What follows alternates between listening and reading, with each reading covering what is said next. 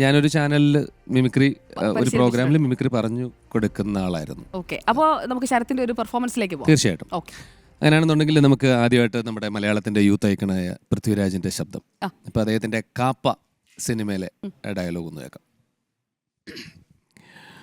Setup കണ്ടിട്ട് മുകളിലുള്ളവന്മാരെല്ലാം കൂടെ മധുവിനെ ഒരുമിച്ച് തീർത്താനുള്ള പ്ലാൻ ആയിരുന്നല്ലേ.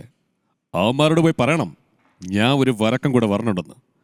ഒരു ദിവസം പെരുന്നാളും പൊങ്കാലയൊക്കെ കൂടാനുള്ളവന്മാരോട് അതെല്ലാം കൂടിയിട്ട് നിൽക്കാൻ പറയണം. ആശ തീരാതെ ചാവരുതല്ലോ. ജോയ് പൂമറ്റം സാറേ, വരട്ടെ. ഗംഭീരം.